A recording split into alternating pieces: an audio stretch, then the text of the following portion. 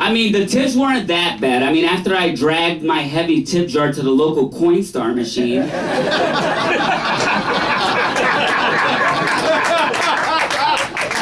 you know, I was able to splurge at the dollar menu at McDonald's. However, their fashion sense. Ugh. Okay, they call it a ladies' party, right? But it looked more like a brawny man convention. Yeah, I said it, brawny man convention. You know, that old man had an effect on me, you know? Like, after I, spoke to him, I wanted to be just like him. You know? I wanted to be able to speak my mind like he did and then give a shit. You know what I mean? Because I'm tired of being nice to people. I really am. I'm so tired of being nice to people. Why? Because they become attached. They do. And I just realized at 30 that I'm like a magnet for emotionally needy people. Like, check this out, right? Like, every time I get a job, never fails. I always get the cubicle next to the black chick who has all the baby mama drama with her countless baby daddies. You know what I'm talking about? And she won't shut the fuck up about it, you know? So, you know, she's the kind of bitch that, like, if I'm outside, like, having a cigarette and I see her coming, like, I'll quickly, like, dud out my cigarette and, like, run that way, kind of thing. So one day she catches me before I have the chance to escape. You know, and she comes up to me and she's like, "Oh, you don't know what that nigga did today. You don't know what he did." You know, and I'm like, oh my God. I do not feel like fucking hearing it. You know, I want to enjoy my Newport 100, you know, yeah, I want to chill. So I'm like, you know what?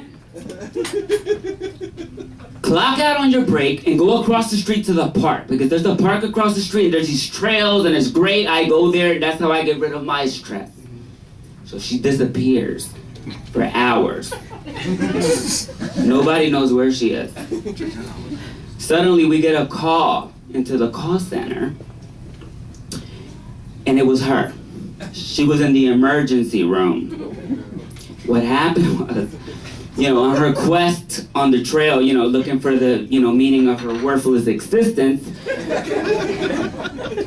she ended up walking into a swarm of very angry yellow jackets and was attacked. Yeah, poor thing. Yeah, she walked out looking like a Nestle's Crunch bar.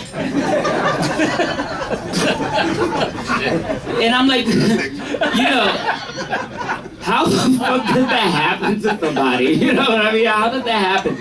So listen to me, I developed a theory, and hear me out, because it kind of makes sense to me. She was like one of those stereotypical black, like, Baptist chicks, you know, the ones that wear the cornucopias to Sunday church and Lord this and Lord that. So I'm thinking, like, when she was walking, she started talking to the Lord. Like, Lord, give me a sign. Lord, give me the strength to get through this.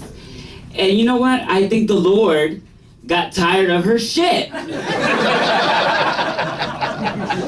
You know? So to get his message across, he sent like an army of bees to kill that bitch. Right? It makes sense, right? Come on, in the Moses days, he used locusts, right? Bees are still in the same animal kingdom, insects, right? So, you know, fuck being nice. Nowadays, let me tell you, I just tell people what's on my mind. I do, and let me tell you something. I feel so free. You know what I mean? And it works as a repellent for people. Like, to get these people away from me. Like my neighbor, right? It always happens on my cigarette break, by the way. I'm outside smoking a cigarette. My neighbor comes up to me. She's like, "Adrian, I'm thinking of getting a new cut. Like something to look hip and young." And mind you, she has like that sun-dry, leathery, veiny face. Yeah, she looks like an armadillo with a bob cut. So I look at her and I'm like, okay, since we're on the subject of cuts, for your unique look, I recommend a contraption that they used to use during the French Revolution. It was called the guillotine. You know? Fuck it, cut the whole head off, because I think at this point we're beyond a free makeover at the Clinique counter. You know what I mean? Oh my God.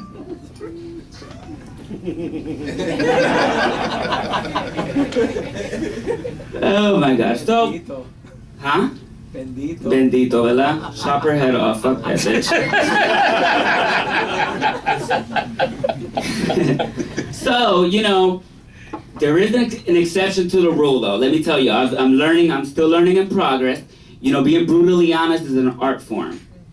So there are exceptions to the rule. Like, for example, like when people are showing their hideous newborns to you. You know what I mean? And all the people are gathered around like, oh my God, he has your eyes. He looks like Dave. When in reality, you're thinking like, did this creature come to life by eating his way out of his mother's womb? But you don't want to say that. This is what I came up with. First of all, you don't want to make eye contact with it because it might jump out of the stroller and attack you.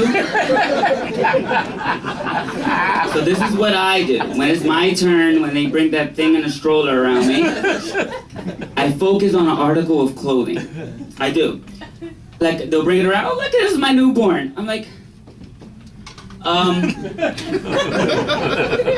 my God, look at your little shoe. Oh, look at your little shoe. You know, technically that way you're not lying, but you avoid getting pummeled by the 500-pound Sunny Delight soccer mom. You know what I mean?